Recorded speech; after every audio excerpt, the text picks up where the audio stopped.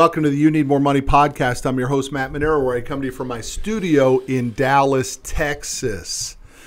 You know, something happens when you begin to move up the food chain and get more successful, and I refer to it as shrapnel. Stuff that was in your life at one time stops being in your life or shouldn't be in your life anymore. And I wanted to bring a guest on the show today who I think understands this better than anybody, and it is my great friend Rick Sapio, who's in the studio with me today. What's up, buddy?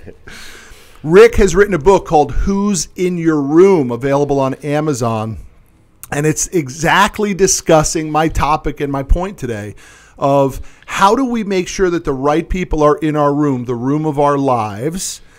And really the big question for today, my man, is what do we do when we got the wrong people in our lives? So, Rick, let's talk about this concept that you coined, who's in your room. Yeah, here's the thing, folks. I know you see a lot of podcasts, you hear a lot of podcasts. There is no subject more important to me than this subject, and more important to thousands and thousands of people, and that is the people that you have in your life will determine your destiny. Period, full stop.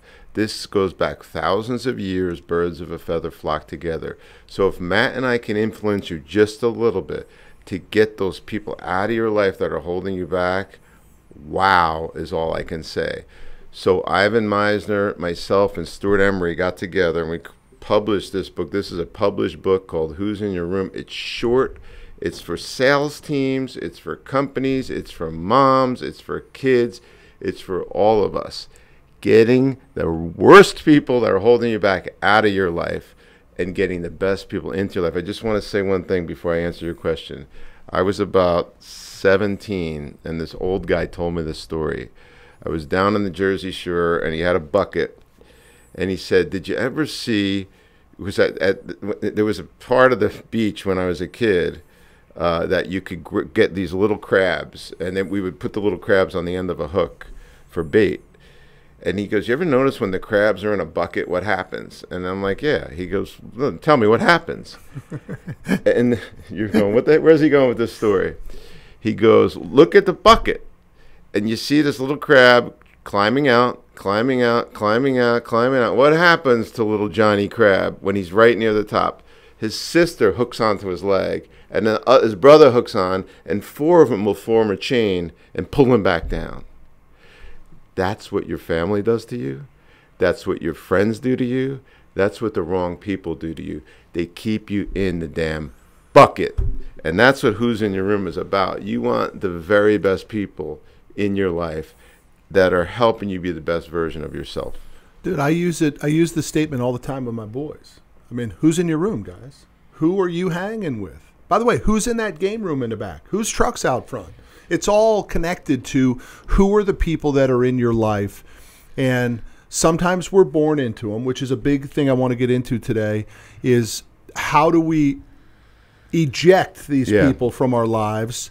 But then also, I hope you spend a little bit of time with the audience helping us all understand how do we get, I hate to use the term better or more influential. I don't even know what the right term is, but how do we get the people in our room that we really need to go to the next level?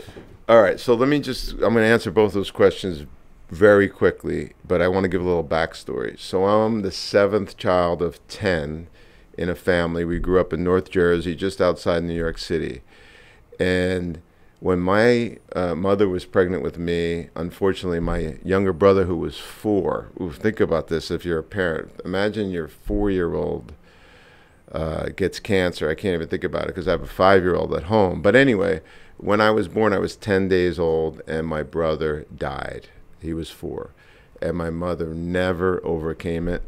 I didn't understand it till I had children, but my mother, she had a very, very, very hard life. And then when I was 11, my dad announced to the family that he had cancer that was not curable, and he was given 6 weeks to live. So after he passed, I really had no sane parents. And there was an immense amount of chaos. Imagine a big family outside New York City in the 70s. I was born in 1963, but this was the 70s. My dad passed in 1977. Massive chaos. And I was 16, and I said to myself, look at the people that my siblings are hanging out with. Look at how their friends are causing chaos. I got chaos everywhere. So at a very young age, I came up with this concept of the doorman principle. And the doorman principle ultimately led to the book. But what it says is we have to know who the doorman is going to let into our lives. And how do we know that? We come up with a crystal clear set of values. These are the type of people I want to hang out with. And my number one overriding value is simplicity. My second value is family. My third value is adding value. I like people that have simple lives, that love to add value, and family is very important to them. If somebody's not like that, they get ejected from me so fast. It's like, whew, I don't want them. So what I say to people is this. If somebody asks me to sit on a board, as an example, and you've experienced this, I'll say, you know what? My doorman won't let me do that. So now I'm blaming it on the third party. I'm like, who's your doorman? He's the guy that holds the values like this. So how do you do it, Matt? I'm going to answer both questions like this. How do you do it? You stop the insanity. You slow down. You come up with a list of the type of people that you want to be with. You write it down and you start exercising it.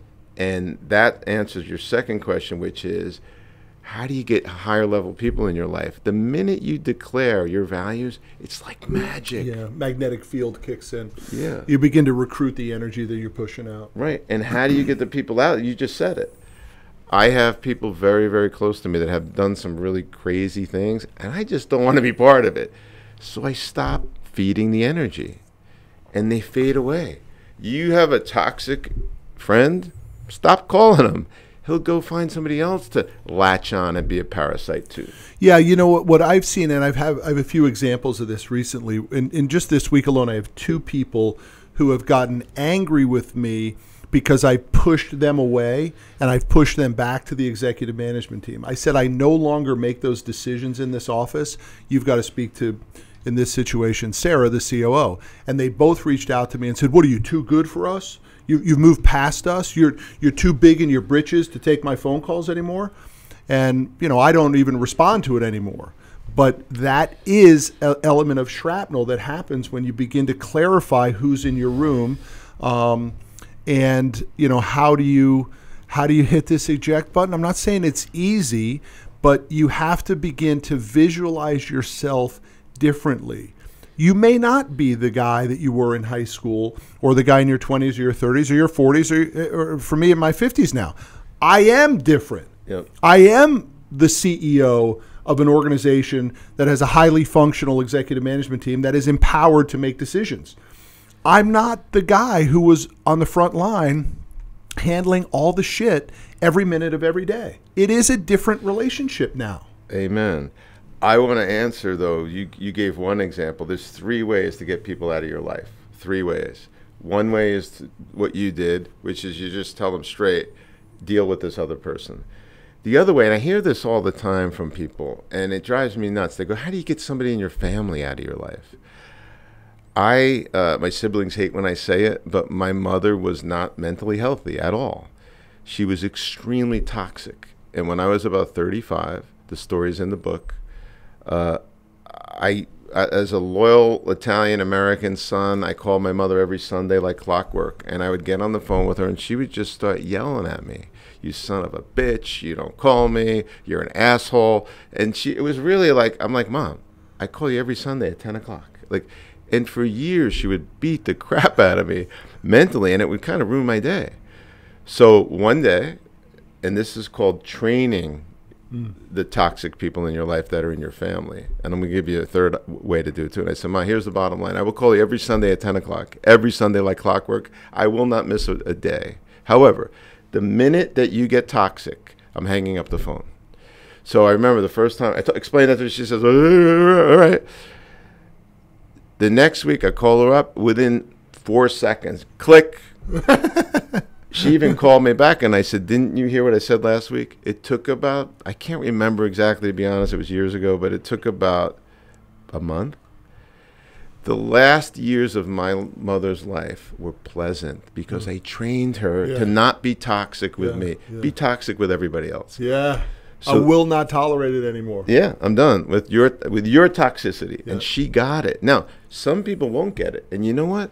Is it worth it to have a brother or sister or mom or dad that are toxic? Let them go. Who cares? It's if you think that you have a duty to keep toxic people in your life, I would say you have an issue. So first is we have the ability to delegate or push some decisions down to other people. The second is to retrain the toxicity people with your new standards. What was the third? You just stop feeding it completely. So you have your list of values. You want somebody not to be in your life, you just stop feeding them.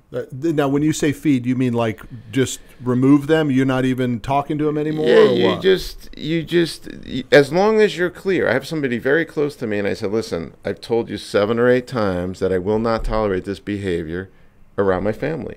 You chose not to listen, so I'm not responding anymore. Yeah. And then they email and they call. Guess what? It's over in a week. They'll never call or email you again. Yeah, no, that's the big takeaway I'm getting from you today. You're right. They will go latch on to somebody else that they can suck the energy from because they realize they can't get it from you anymore. I like that. The toxic people are parasitical in nature. It's a fact. Yeah. So right now you're being the mothership, but you're allowing yourself to be the mothership. It's not their fault. Yeah. It wasn't my mother's fault that I was feeling bad about the relationship. It was my fault. So I laid down the law. Now, she could have said, I'm not playing by your rules. Yep. And I would have said, fine, bye. Yeah. So now let's go the other direction. We're talking about how we get them out, but let's talk about how do we get the right people in. And I think what's important, or at least an example of this, is, as you and I were talking earlier, my son John getting into West Point, which we found out about this week, which is really amazing. Yeah, it's pretty that amazing. Is so cool. But what's crazy is the people that came into his life that became instrumental in helping him get in.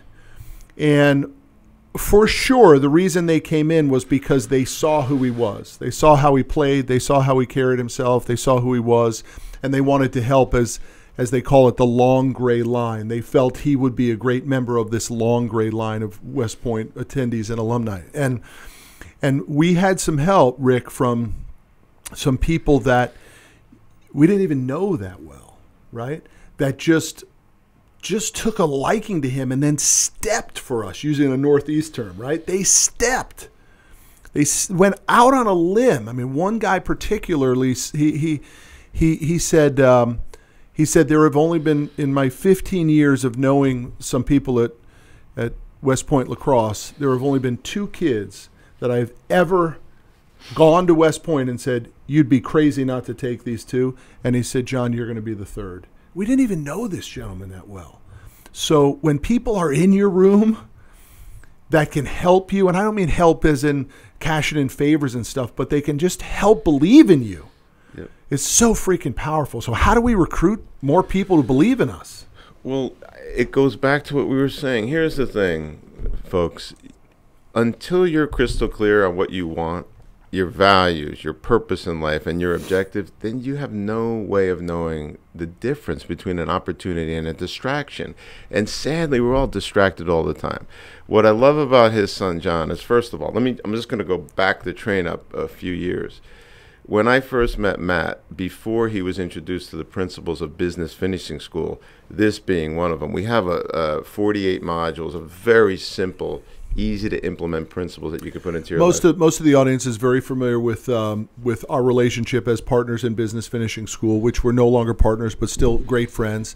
I'm going to plug Business Finishing School, of course, because I think it's the most incredible program out there. Business Finishing School, the 16th birthday, Sweet 16, is September 27th and 28th. We're in Dallas. We're pulling out all the stops. We got the best speaker lineup we've ever had, including one of the most sought-after speakers on earth. The last time she was at an event with me, she was running to the airport. I go, where are you going? She said, I have to address the UN. Her name is Immaculée. She has a major motion picture coming out about her life. I don't know if we want to talk about that now. Well, let's finish this topic. So Great. So one thing I do want to point out, though, I think you had a point to make, but I want to make this point. what Johnny did incredibly well is he realized what was important to him. He streamlined his life. He was at the Business Finishing School boot camp a few years ago, and he was completely overwhelmed. And I think he had a wake-up call. But that would have never happened if you didn't have the wake-up call, Right. too. I was able to support him on the concepts of Business Finishing School, which is who's in your room, what are you focused on, how does it benefit you for the long term.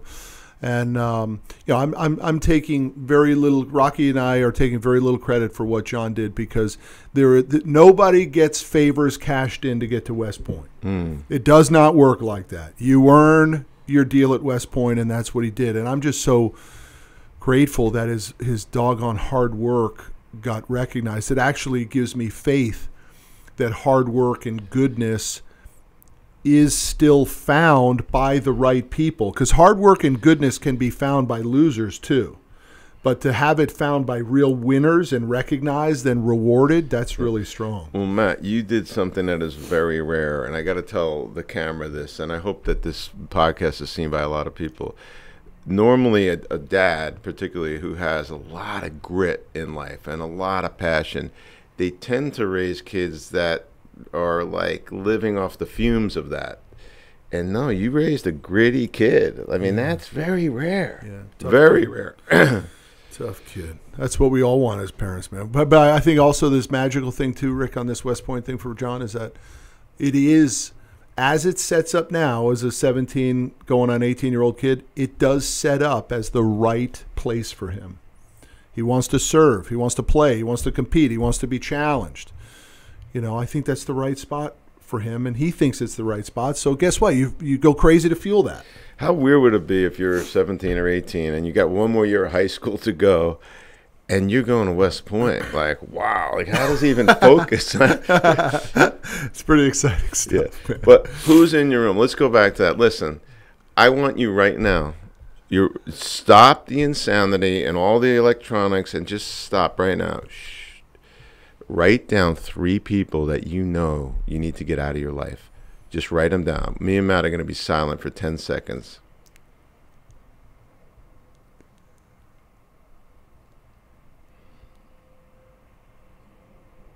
Okay. Now, do you have the audacity to take your life to the next level by eliminating them? I was telling Matt, there was a person in my life that I terminated, involved in one of my businesses, and the whole thing was like, there was like this sucking up sound. Everybody went up, like, holy cow. One human being, one toxic human being was holding everybody down. Yeah, so just think about that. I mean, it's like if you had cancer and the cancer was removed the next day, how much better your body would feel. It's the same impact in your life with people. They are most people don't understand who's in their room and who shouldn't be in their room. And I think equally as important, or maybe even more important, who should be in your room. How do you find the people that should be in the room? So let's just touch on that real quick. The first step to getting great people is producing clarity in who you are and what you stand for. Projecting that energy out into the universe. I know that sounds a little weird, but it's true. And you're the person in my life who has pushed me the hardest for clarity. What do you stand for? What are you willing to tolerate? What are you no longer willing to tolerate? And once I got that, guess what? A lot of the bad stuff went away, and a lot of the good stuff came in. Yeah, because you have no room for good stuff. You don't. You got no room for bad stuff. Yeah, here's the thing. You got to trust the universe. When you get rid of stuff, whatever it is, relationships. Oh, I see what you mean. You mean you have no room for good stuff when you're cluttered with the bad stuff. Right. Gotcha. Okay. If you have a garage filled with crap, how are you going to put your brand new car in it? You can't. If you have a life filled with toxic relationships, it's funny. This when I was single for a really long time, and I remember I was on this date with this woman, first date, and she said, "I've met a lot of guys like you, and they always end up cheating on me. When are you going to cheat on me?" So this is someone who takes her past and puts it right there to actually create a new future. She killed all chances to have a shot at the title with you, man. That was it. She killed all chances. But we do that in life. We're like, when is this person going to screw me? Because we have people around us like this. All right. I have to tell you, because we don't have a ton of time, Matt is coming to this business finishing school boot camp, the 16th one. It will absolutely radically change your life. I don't even know if I should say I'm begging you. Well, I'm the do testimony. what it can. I mean, I'm the testimony. I'm going in. I'm speaking at the Lunch and Learn on Saturday, 12 to 1-ish, to tell my story of how business finishing school impacted my life. And it can. And I just don't have any other thing to say. You guys have heard me talk about business finishing school. I think it's one of the best programs, if not the best program, that teach you clarity on who you are. And it's not just clarity for now. It's clarity forever. It's the stuff that you need to live with forever. So businessfinishingschool.com if you want to sign up. Let's give them a code, Rick. Let's give them a deal. So if you, for your audience, if you put in B-Day, B-D-A-Y, all in caps, you'll get the ticket for half. And we're doing that because we want to impact a lot of lives. Mm-hmm. And the speaker list, I got it right here. We've got Jim Shields. I know he's transformed your life and your family. Susie Sosa, who has a company. Her clients are Whole Foods and Google and Facebook. It's just incredible. She's built a company from scratch. You got Pat Gentempo coming back. He's going to be on video. Jared Yellen. There's a long list of people. Here's the bottom line. Do you want to get results in your life or not? Yeah, it's $399 after the code. Come on. In Dallas, Texas, great hotel, awesome program, my endorsement for sure. And everybody flies in from out of town, so don't make the excuse that I have plane tickets and all that. Come on, it's Dallas, Texas. It's true. Very few people do come locally for that. So look, one last thing. Let's stay on topic for the podcast. I want you to go to Amazon, get Rick's book, Who's in Your Room, if this topic resonated with you. It goes in deeper detail. But buddy, thanks for being on today. I appreciate the insight. And I just think it's such a topic that, I mean, truly, why wouldn't a topic called Who's in Your Room be taught in elementary schools and high schools and colleges? It's crazy. Here's the thing, and this just came to me. I'm kind of getting emotional right now. When I first met this man 6.5 years ago, he was about 60 pounds heavier, and I could be wrong on his weight, but close. Overwhelmed, all of it. He's impacted my life, and so here's the point. Birds of a feather flock together. By him and I joining forces, our lives have transformed. People around us' lives have transformed. Our kids' lives have transformed. Here's the point. When you start learning material like we're teaching at Business Finishing School, you get transformed. Mm-hmm. So, all right, buddy. Thanks. See y'all down the road.